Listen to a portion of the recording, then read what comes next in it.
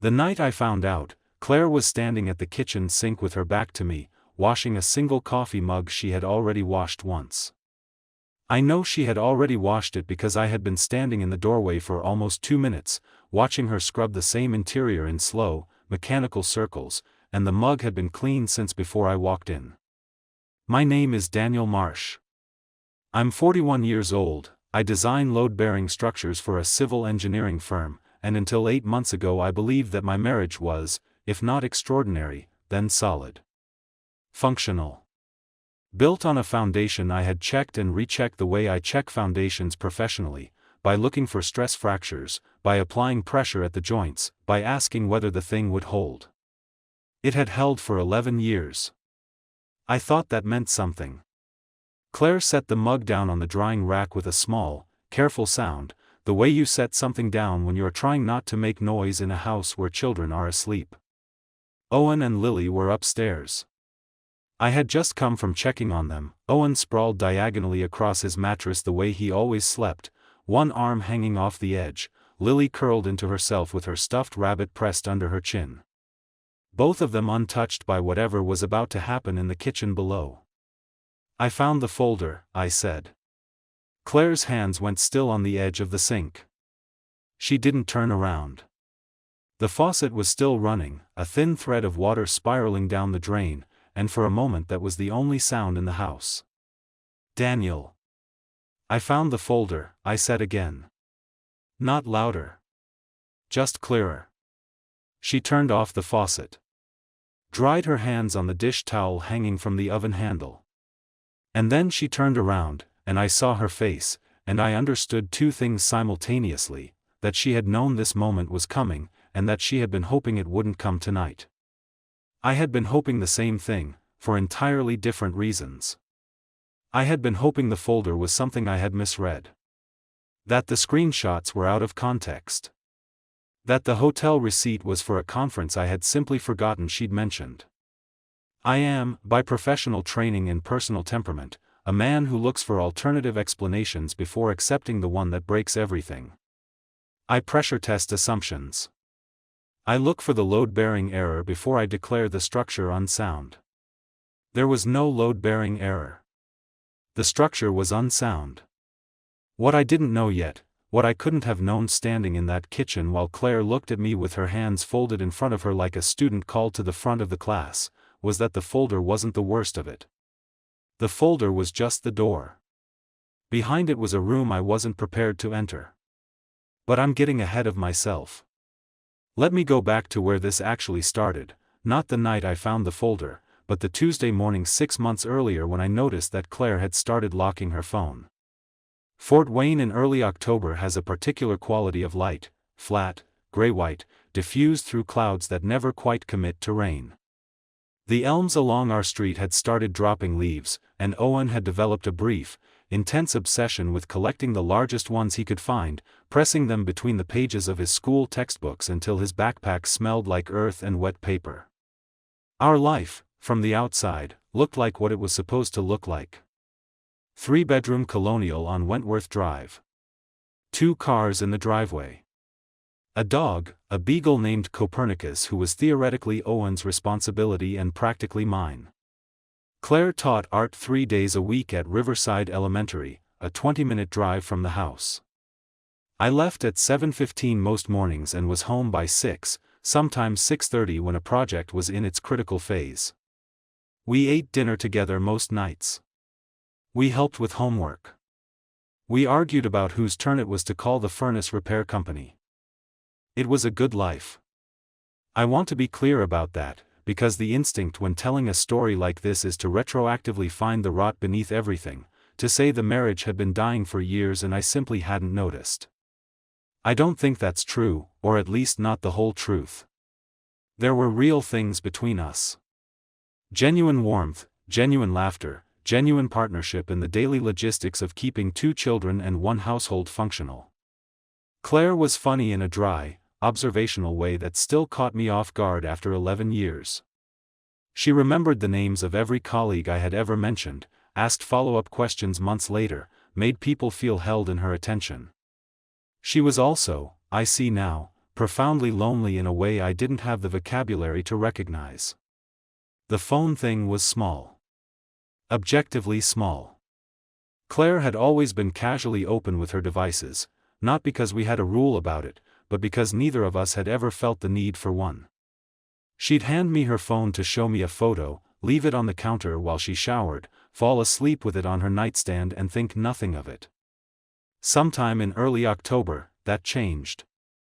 Not dramatically. Not in a way that announced itself.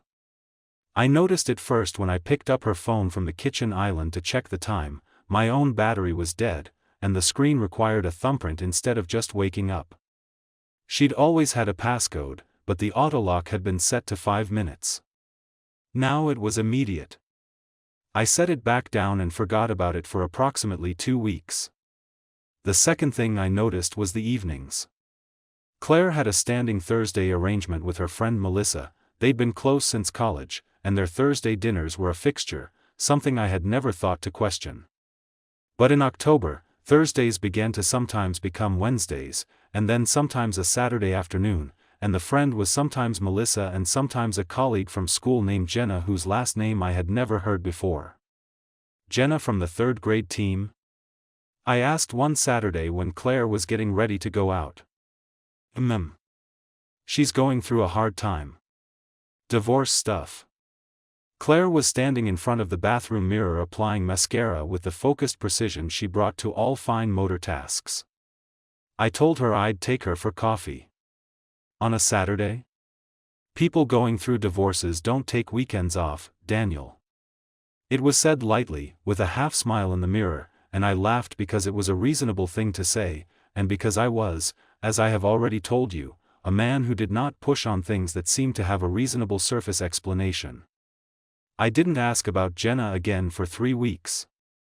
When I did, casually, over dinner, asking how the divorce proceedings were going, Claire looked at me with a brief, unreadable pause before saying Jenna had decided to try counseling instead, that things seemed to be improving. I nodded. Copernicus was begging under the table. Owen was arguing with Lily about whether dragons could theoretically survive in Indiana's climate. Life moved forward. But something had shifted in the specific gravity of our evenings together. I couldn't have articulated it then. It was less a feeling than an atmospheric change, the way a room feels different when a window has been opened somewhere else in the house, not because you can feel the draft directly but because the air is moving in a direction it wasn't moving before. Claire was present. She was attentive with the kids, engaged at dinner, warm when we sat together in the evenings. But there was a quality of performance to it that I couldn't locate precisely enough to name. As if she was being a good wife the way an actor is a good actor, not falsely, but consciously. With effort. With awareness of being watched. I told myself I was imagining it. I was good at telling myself things like that. The locked phone. The shifting social calendar. The faint sense of a current running beneath the surface of ordinary evenings. I catalogued these things and filed them somewhere I wasn't required to examine, which is, I now understand, its own kind of decision. Not passive. Not innocent. I chose not to know, because knowing would require a confrontation, and confrontation was the thing I had spent 11 years learning to avoid. I was very good at keeping the peace. I mistook that for being good at marriage. The real warning, the one I should have caught, came in November, at Owen's school concert. Claire's phone buzzed 3 times during the performance. She silenced it each time without looking at the screen. Afterward, in the parking lot, while I was strapping Lily into her car seat and Owen was telling me in exhaustive detail about the song they'd rehearsed for 6 weeks, I glanced across the car roof and saw Claire standing a few feet away with her back to me, typing rapidly. She put the phone away before I could see the screen. Turned around with a smile. Ready? Who was that? Melissa. She wanted to know how it went. Later that night, after the kids were in bed, I picked up my own phone and scrolled back through 2 months of our shared family calendar. Claire's social entries, the dinners, the coffees, the Saturday afternoons, numbered 14 over 8 weeks. Before October, she'd had maybe 4 or 5 per month. The frequency hadn't doubled. It had tripled. I stared at that calendar for a long time. Then I put my phone face down on the nightstand, turned off the light, and listened to Claire breathing in the dark beside me. She was already asleep. Or she was very good at pretending. December arrived cold and purposeful, the way Fort Wayne winters always do, not gradually but all at once, as if the city had simply decided to be done with autumn. The heating system in our house was 12 years old and made sounds at night like a ship navigating shallow water. I had been meaning to call someone about it for 2 winters running. I started paying attention differently. Not surveillance, not yet. Just attention.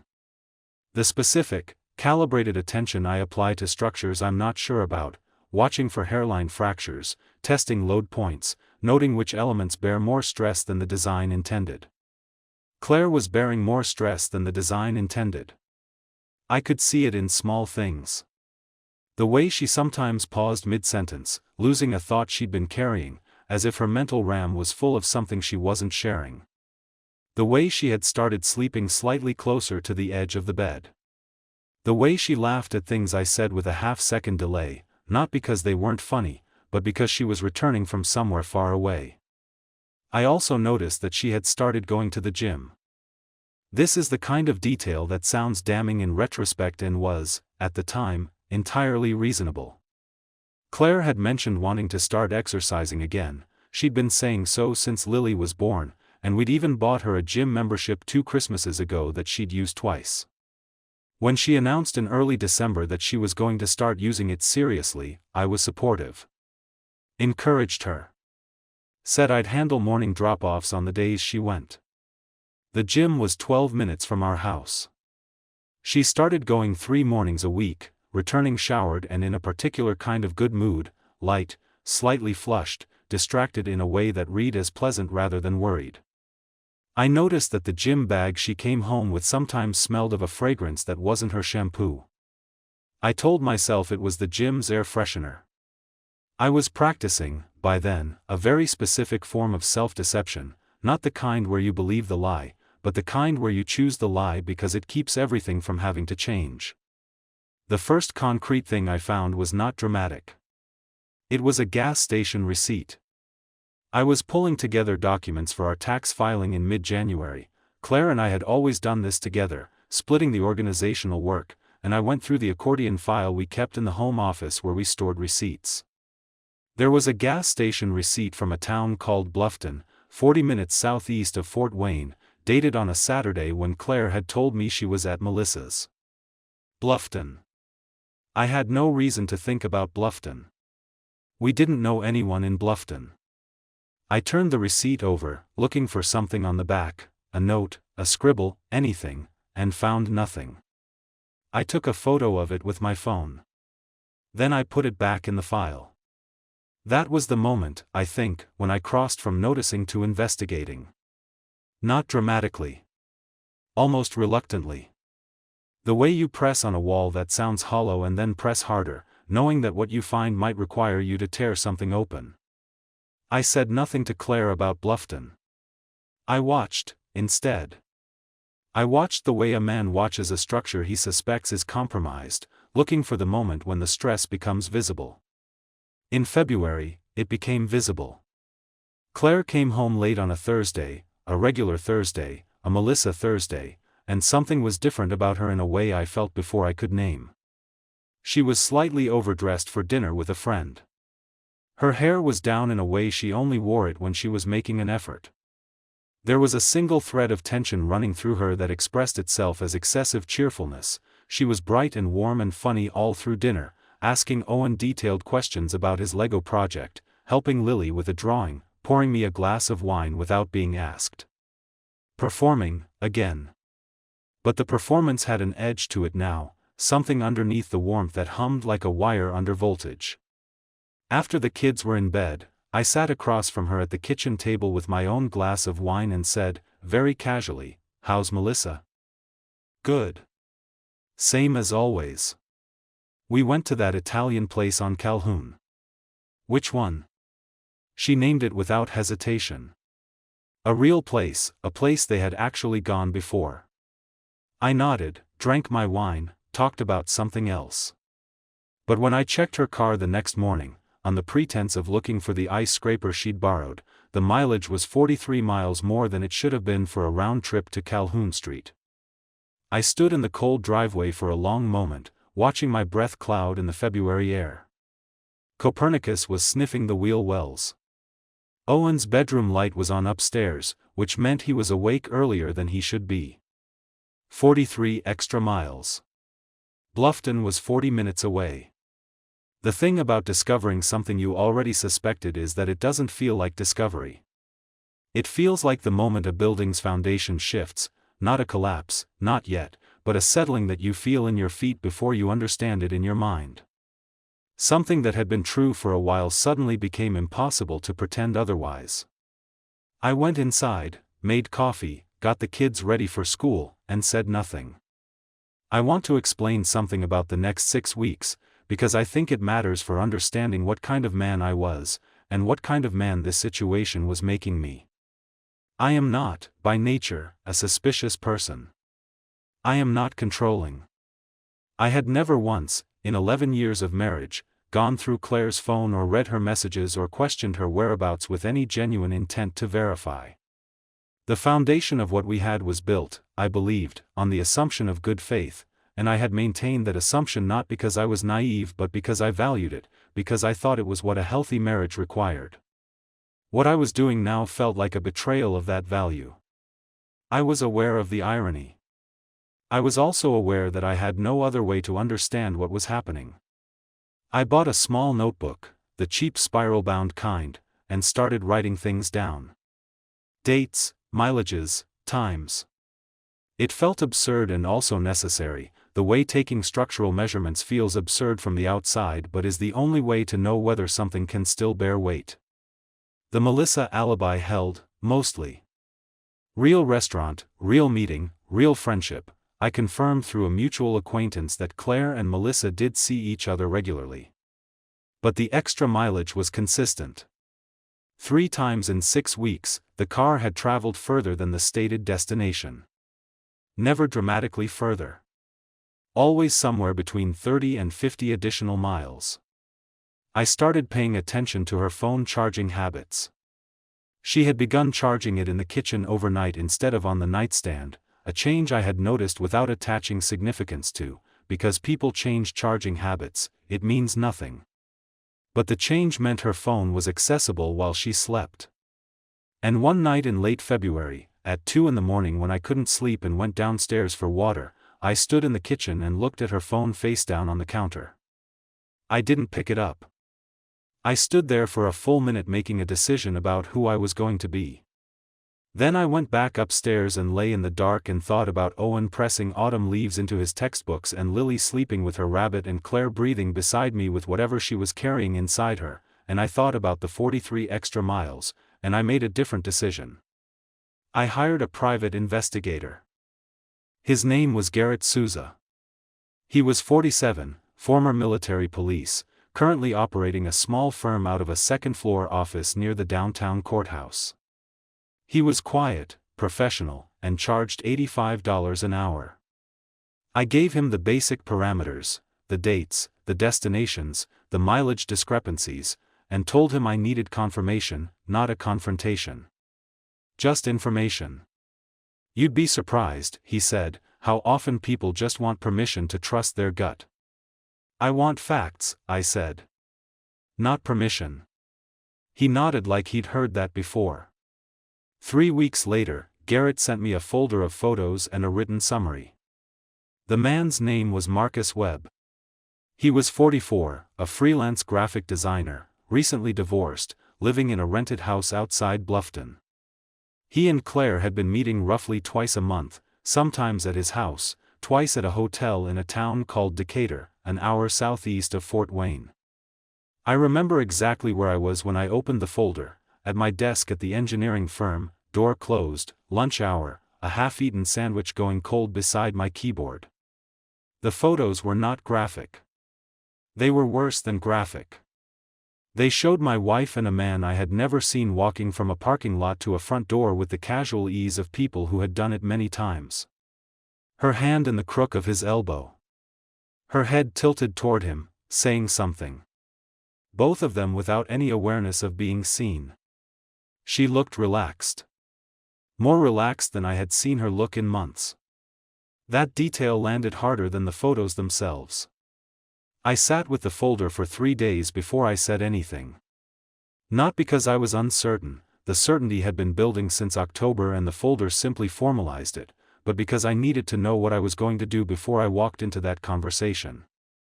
I needed the question I was going to ask, the position I was going to stand in, the emotional shape of what I was carrying. I also, during those 3 days, found the folder on Claire's laptop. I wasn't looking for it. This is the part that still strikes me as almost theatrical in its timing. I was looking for the insurance documents, Owen had a dental appointment and I couldn't find the card, and Claire's laptop was open on the kitchen counter with her email visible. I don't know why I looked. Some instinct, some gravitational pull toward the thing I was already carrying. The email was from an address I didn't recognize, a personal Gmail, subject line blank. The preview showed 3 words, "Tonight still okay?" I clicked. Read the thread. Sat down slowly on the kitchen stool. It wasn't just the affair. It was the planning. The coordination. The domestic texture of it, the negotiation of schedules, the management of alibis, the small logistical problems they solved together with the same casual competence that Claire and I brought to managing our household. There was a thread from December in which she told him Owen had a school concert and she wouldn't be free until after 9. There was a thread in which she said she'd told me she was at the gym. There was, at the bottom of the oldest thread, a message from Claire dated 3 months ago that read, "I don't know what I'm doing. I don't know how to stop." And his reply, the next morning, "Then don't." I read that exchange 4 times. I photographed the screen with my phone. I closed the laptop and went and stood in the backyard in the February cold until I stopped feeling like the walls of the kitchen were moving. The folder Garrett had given me. The email thread. The gas station receipt from Bluffton. The mileage log in my notebook. Everything I needed. I went back inside and started making dinner, because it was Tuesday and Owen had soccer practice and Lily needed to eat before 6:30 or she got impossible, and the machinery of our family's life moved whether I was ready for it or not. I chose a Wednesday night. Both kids were at Claire's mother's, a regular overnight that happened every few weeks, Patricia driving in from Huntington to spend time with them, something I had in the past taken for granted and now felt like the specific providence of timing. The house would be empty of everyone except the 2 of us. I made dinner. This was deliberate. I made the pasta Claire liked, the one with the roasted tomatoes and the fresh basil, opened a bottle of wine, set the table properly. I wanted the conversation to happen in a context of normalcy, not in the middle of a kitchen emergency or a slam door accusation. I wanted to sit across from my wife and ask her to tell me the truth, and I wanted to have given us both the dignity of a meal first. Claire came in around 6, a Thursday evening flush on her face, the faint brightness that I now understood for what it was. She saw the table and stopped. "What's the occasion?" "Sit down," I said. "Eat first." She sat. We ate. We talked, about Patricia, about Owen's soccer, about whether Lily was ready to move up a reading level. The conversation had the texture of every ordinary Wednesday we had ever shared, except that my awareness of it was absolute, every sentence, every pause, every glance. I was storing it. Archiving it. Knowing this was the last ordinary Wednesday. After I cleared the plates, I sat back down. I put Garrett's folder on the table between us. Claire looked at it. Then looked at me.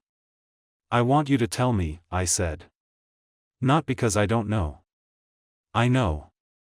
I want you to tell me because I think you owe me that." She was quiet for a long moment.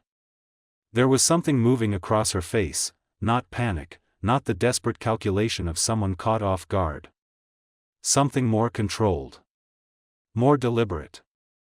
As if she had arrived at a decision point she had been approaching for some time.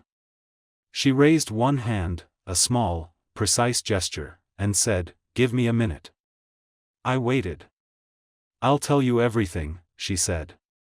Her voice was steady. Careful. "But I need you to let me do it the way I need to do it. I need you to not interrupt me until I'm done. Can you do that?" "That depends on what you tell me." "I know." She looked at the folder without touching it. "I know what's in there. I know what you found." She paused. "I also know there are things in there you don't understand yet, and I'm asking you to let me explain them." I nodded. Once. The engineer in me noted that she had said explain, not excuse, a distinction she may or may not have been aware of making. She began. She spoke for a long time without stopping, and I kept my word. I listened. "It started at a professional development workshop in September," she said. "Last year. The school district brought in some consultants to talk about integrating digital media into elementary art education, and Marcus was one of them. He does curriculum design as part of his freelance work, not just graphic design. We talked after the session. It was professional. It was completely professional for the first month." She stopped. Poured herself a glass of wine and held it without drinking. "I want you to understand something before I say the next part, and I'm not saying it to defend myself. I'm saying it because if I don't say it, nothing else makes sense." She looked at me directly. I had stopped knowing who I was. Not as a mother, not as a teacher, those parts were fine. I mean as a person. As myself. I turned 38 in September and I realized I could not remember the last time someone had asked me what I thought about something that wasn't related to the kids or the house or school. Not you, I don't mean just you. I mean anyone. I had become so completely defined by my function that I had stopped being able to locate myself underneath it. I said nothing. I had promised. Marcus asked me what I thought about something. At the workshop, some pedagogical question, it doesn't matter what. And I answered, and he listened, and he asked a follow-up question, and then another, and I remember thinking, this person is interested in what I think. Not what I can provide. Not what role I fill. What I actually think. She stopped again. "That sounds pathetic." "I know how it sounds." "Keep going," I said. We started emailing. About the curriculum stuff, then about other things. Art theory. Books. Nothing that looked like anything. I told myself it was mentorship, collegial friendship, that it was fine. The first time we met, just coffee, in Fort Wayne, I told myself the same thing. I believed it. She paused. The first time I realized I was lying to myself was when I drove home from that coffee and I felt more alive than I'd felt in 2 years. And I knew in that exact moment, that whatever this was had already crossed something. But I kept going anyway. She pressed her hands flat on the table. "The first lie I told you was the Melissa alibi. Melissa knows, by the way. She's known since December. She thinks I'm a fool." Claire's voice didn't break on this, but something around her eyes did. "I told her I was going to end it. I told myself the same thing, maybe 4 times. But every time I sat in that house in Bluffton I felt like a version of myself I had forgotten existed, and I chose that feeling over everything I knew I should be choosing." She went quiet for a moment. The escalation was gradual and also sudden, if that makes sense. Coffee became dinner became the first time I stayed past 11 and had to invent a reason why. The hotel was twice. I know you know about the hotel. Both times I felt sick on the drive home. Both times I thought, this is the last time. Both times it wasn't. She looked down at her hands. "I want to tell you that I hated myself. But the honest version is more complicated. I hated what I was doing to you. I hated the lying. But I didn't hate it, and that distinction is the thing I'm most ashamed of, because it means the affair wasn't a mistake I fell into. It was something I kept choosing. She was quiet for a moment. The house held its breath around us. The fear was constant. Not of being caught, or not just that. I was afraid of who I was becoming. Of the person who could look at her kids' drawings on the fridge every morning and still drive to Bluffton. I'm an art teacher. I teach children to look carefully at the world. And I couldn't look carefully at my own life because if I did, would have had to stop, and stopping felt like losing the only thing that was still mine. She stopped. Pressed her fingers against the bridge of her nose. That's not an excuse. I know it's not. I'm not offering it as one. I asked, did you love him? The pause before her answer was very long. I don't know, she said. I thought I did. Now I think I loved the feeling he gave me, which is not the same thing. I think he loved having someone who made him feel interesting after a bad divorce. I think we were using each other in ways neither of us wanted to name. When were you going to tell me? She looked up. I don't know that either. I keep asking myself the same question. Her voice dropped to almost nothing. There were 3 moments where I almost did. I came close. I pulled back because of Owen and Lily. I told myself I was protecting them. She shook her head slightly. That was a lie too. I was protecting myself. I absorbed this. I sat with it the way I sat with structural assessments that required significant repair work, not with shock, but with a kind of exhausted professional clarity. What did you want from tonight? I asked. To tell you the truth, she said. All of it. On my terms, but all of it. Because whatever happens next, you deserved that a long time ago. What do you think happens next? She looked at the folder between us. I don't know. I hope, she stopped. I won't tell you what I hope. That's not fair to ask you to carry. I refilled my wine glass. I thought about Owen sleeping diagonally. I thought about Lily's rabbit. I thought about the email thread I'd read on Claire's laptop, and the message that said I don't know how to stop, and the reply that said then don't. The kids, I said. When we tell them, whatever we tell them, that's not something you get to control alone. We do that together.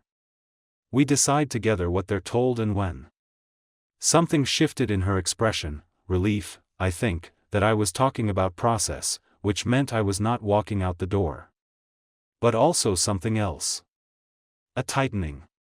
Of course, she said. The kids don't need to know anything yet, she added quietly. Not until we know what we're doing. I looked at her. That's not your decision to make unilaterally. I know. It's also not the conversation we're having right now. I know, she said again. We sat in silence for a while. The wine was good. The house was too quiet without the kids in it.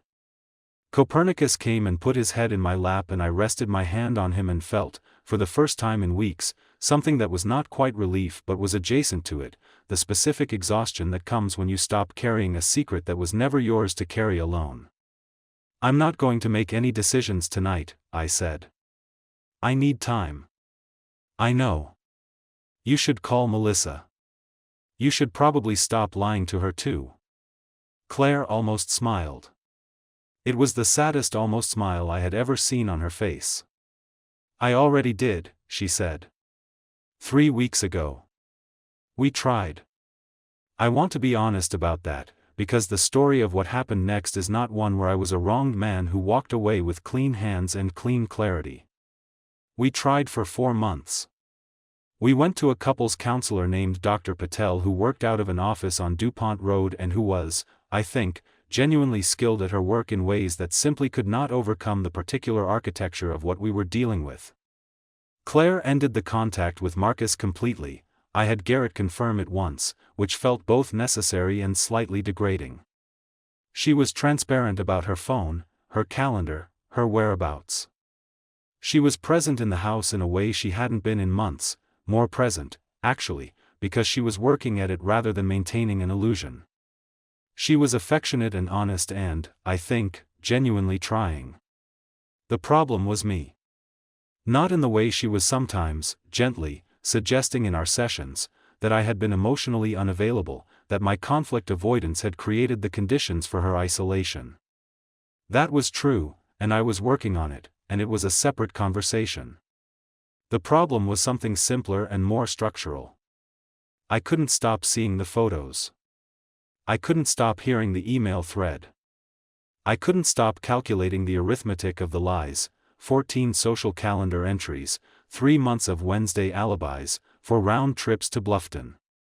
I couldn't stop the part of my brain that had spent 30 years identifying stress fractures from doing what it was designed to do. The marriage was compromised. I could see the fracture clearly. And every time Claire reached for me in the dark I felt it, the structural knowledge that the thing we were both gripping was no longer capable of bearing what we were asking it to bear. This is the thing nobody tells you about trying to forgive, it is not a decision. You cannot decide to forgive the way you decide to take a different route home. Forgiveness is a function of time and emotional architecture and fundamental belief, and you cannot engineer it into existence by wanting it badly enough. I wanted it very badly. I sat in Dr. Patel's office wanting it with everything in me, and watched myself fail to achieve it, week after week. The children were not told anything specific. We maintained the fiction of normalcy, which was, I recognized, its own form of the same skill Claire had been demonstrating for 6 months.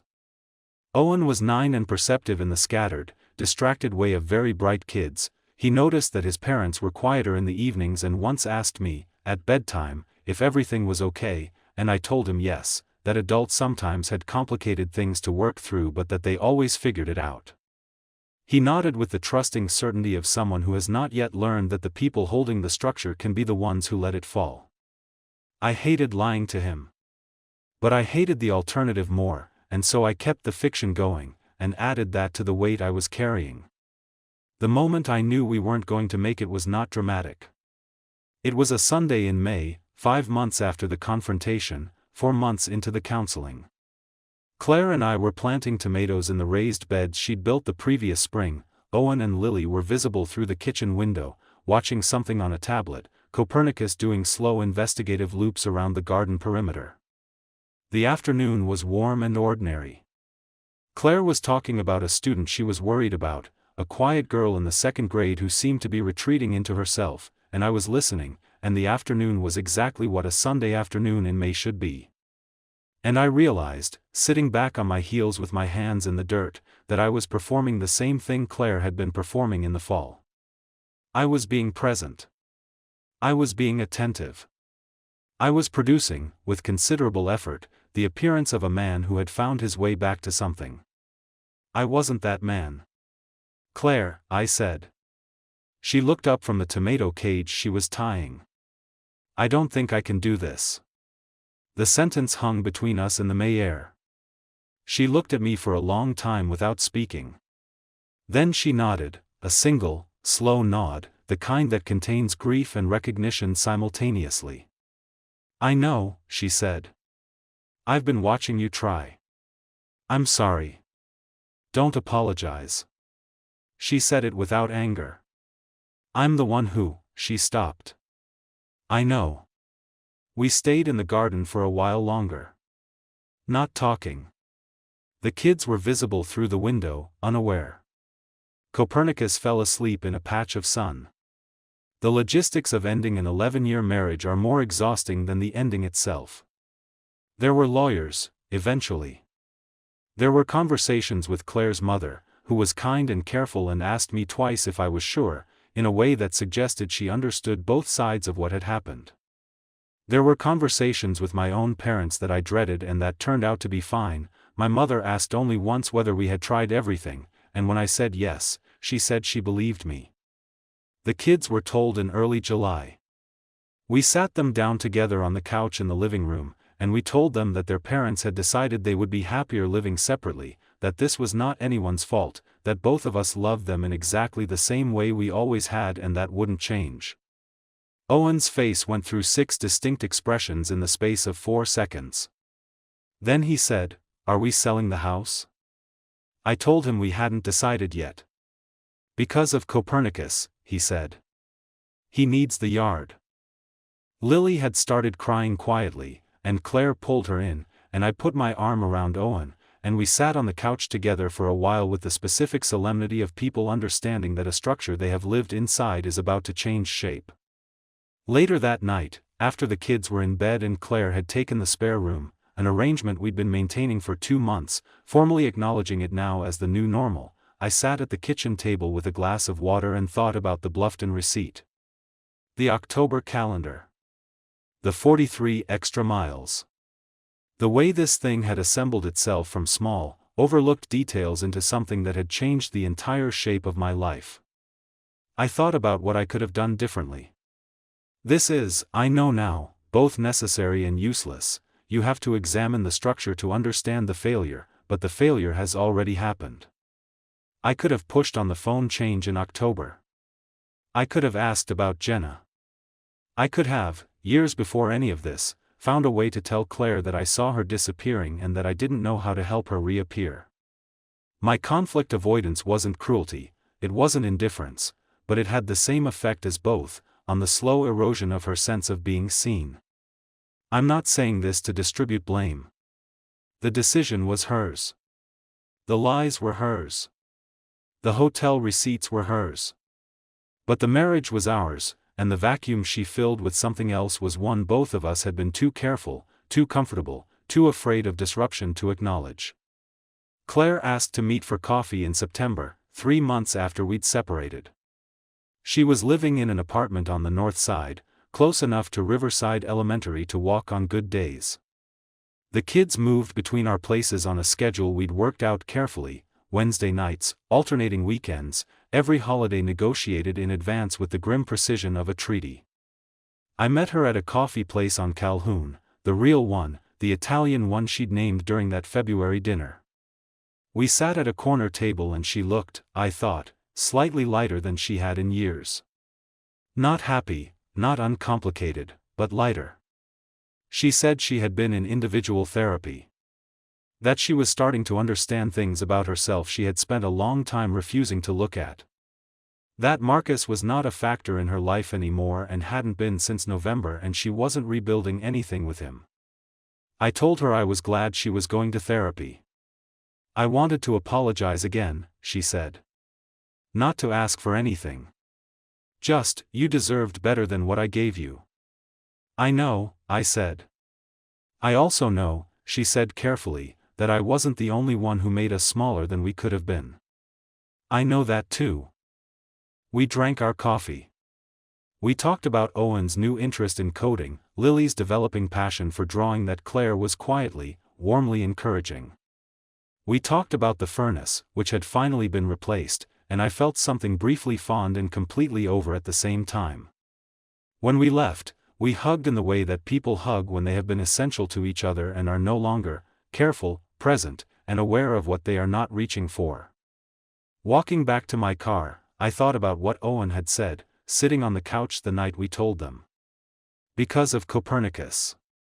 He needs the yard. He had gone straight to the thing he could protect, the thing he could make sure still had what it needed. 9 years old and already knowing that when big things fall apart, you find the smaller thing you can still keep whole. I keep the yard. Copernicus still runs his slow investigative loops. Owen and Lily bring their things on Wednesday evenings, and Lily always, without fail, presses her face into the dog's fur the moment she walks in the door, before she takes her shoes off, before she says hello, as if checking that this particular thing is still here and still solid. It is. I make sure of that. Some things, when they break, give you the materials to build something better, smaller, perhaps, and less ambitious, but built on real measurements rather than optimistic estimates. I'm an engineer. I know the difference between a structure that looks sound from the outside and one that actually is. I know the difference now between keeping the peace and having it. The peace I have now is mine. It was not given to me. It was not maintained at a cost I couldn't afford. It is the quiet of a house where 2 children arrive on Wednesday evenings and a dog checks the perimeter and the furnace works and the walls are bearing exactly the weight they are designed to bear. That is enough. After everything, that is exactly enough. Claire spent almost a year telling herself a story in which she was the main character reclaiming her identity, and Daniel was simply the background against which that story unfolded. This is the most precise way I can describe what happened, not that she stopped loving him, but that she stopped including him in the narrative of her own inner life. That exclusion, gradual and almost unconscious, was the true beginning of the collapse. What the story ultimately exposes is the specific danger of 2 people being competent at everything except honesty. Daniel and Claire were good at maintaining the household, at parenting, at the logistical performance of a functioning family.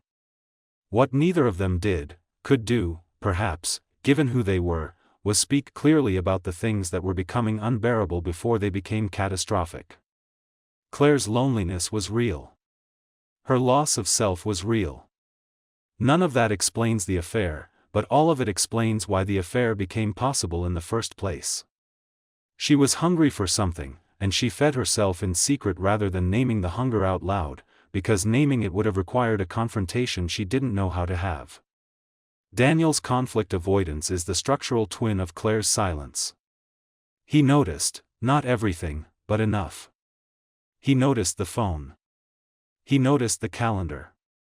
He noticed the particular quality of her Wednesday evenings. And he filed each observation in the same place he filed every uncomfortable thing, somewhere accessible enough to retrieve if necessary, far enough away to leave undisturbed. He calls this conflict avoidance, and it is, but it is also a form of love, the kind that protects its object from difficulty and, in doing so, protects itself from the same. The attempt at forgiveness is perhaps the most honest part of the story. Daniel tried. The trying was genuine. What he discovered in the process is something that cannot be resolved by good intentions or therapeutic technique. The structural knowledge, once acquired, does not disappear. He could see the fracture. He could not unsee it. Forgiveness, for him, would have required a kind of deliberate blindness that ran directly counter to everything he was, and asking a structural engineer to stop seeing load-bearing failures is not a therapy goal, it is a personality transplant. What changed in him, over the 8 months of this story, was not his love for Claire, which was real and is not the same as what he chose, but his understanding of what he had been building. He had been building the appearance of a marriage with the same materials as an actual one, and mistaking solidity of function for solidity of foundation. The garden on the Sunday in May, with the tomatoes and the dog and the kids visible through the window, was not a failure. It was the moment he stopped pretending the assessment was anything other than what it was. Whether Claire will find what she was looking for, the self beneath the roles, is a question the story leaves deliberately open. She is lighter. She is in therapy. She is honest, finally, in ways she wasn't. Whether that is enough, for her, is hers to discover. The detail that stays with me, long after the receipts and the folder and the Wednesday alibis, is the moment Claire said I don't know how to stop, and someone replied then don't. That exchange, more than any hotel receipt, captures what actually happened. She asked for permission to keep going, and she found someone willing to give it. What she needed, and didn't get, from herself or from anyone else in her life, was someone to say, stop, look at what you're doing, and figure out why you need it. That's not Daniel's failure. It's not anyone's failure except hers. But it does make me think about how rarely we ask for help before we've already damaged the things we needed help protecting. We wait until the wall has cracked before we commission the structural survey. We wait until we've lied 17 times before we consider telling the truth. Some people will watch this story and see Claire as the villain. Others will see Daniel as the man who couldn't forgive. Both of those readings are too simple. What I see is 2 people who loved each other and failed to speak the language that love actually requires, not the language of function and competence and keeping the peace, but the harder, more vulnerable one, I am disappearing. I need you to look at me. I am afraid you won't like what you find. It costs everything, that conversation. But it costs less than the alternative.